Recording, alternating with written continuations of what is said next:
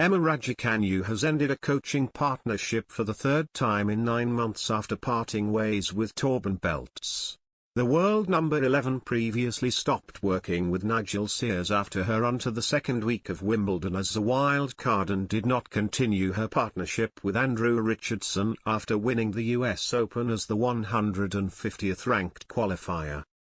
Raducanu has split with her coach of 5 months, Torben Beltz. The world number 11 announced she was no longer with Beltz on Tuesday, just a week after he traveled with her to Stuttgart, where she made her first quarter-final of the year, saying, "I want to thank Torben for his coaching, professionalism and dedication over the last half a year. He has a huge heart and I have enjoyed our strong chemistry during the time together. I feel the best direction for my development is to transition to a new training model with the LTA supporting in the interim." It is the third time Raducanu has split with one of her coaches in less than a year, and the third time it has come after a successful result for the 19-year-old.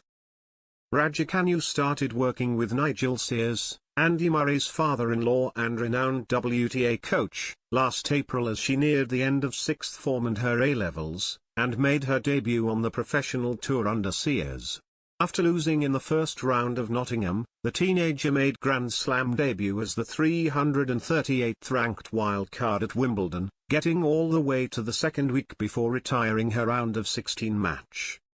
Despite becoming the youngest British woman to reach that stage in the Open era and breaking into the world's top 200, Raducanu ended her partnership with Sears in favour of working with one of her youth coaches Andrew Richardson, with Raducanu and her father said to be after a familiar face to travel with the teenager for her first pro tournaments abroad, seeing him as a good option to trial while she was ranked around number 200. And their partnership more than exceeded expectations as Raducanu went on to become the first qualifier in history to win a Grand Slam title, failing to drop a set across 10 matches in qualifying and the main draw to become the US Open champion, which also skyrocketed her into the world's top 25. But less than 2 weeks after her historic triumph in Flushing Meadows, Raducanu had given her coach the axe one again, opting not to extend her trial with Richardson.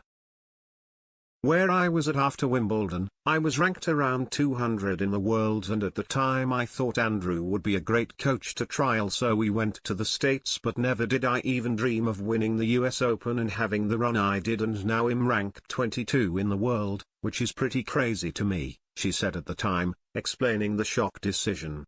"I feel like at this stage in my career, and playing the top players in the world, I realized I really need someone right now that has had that WTA Tour experience at the high levels, which means that I'm looking for someone who has been at that level and knows what it takes." Her answer was Beltz, the man who guided Angie Kerber to world number 1 and 2 of her 3 Grand Slam titles. Raducanu announced their partnership over the off-season, selecting the German as the experienced WTA coach to guide her in her first full season as a pro, but that partnership has now come to an end with just a week to go until the Madrid WTA 1000 and less than a month before the world number 11 makes her French Open debut. It comes off the back of Raducanu's best result of the year, as she reached the quarter-final in Stuttgart before falling to world number 1 and eventual champion Iga Swiatek. She has no intention to appoint a head coach in the short term after planning to transition to a new training model, and could instead be guided by different coaches for different events in a move similar to her work with Sears and Richardson for 2 different Grand Slams last year. In the meantime, Raducanu will be joined by the LTA's Ian Bates in Madrid next week.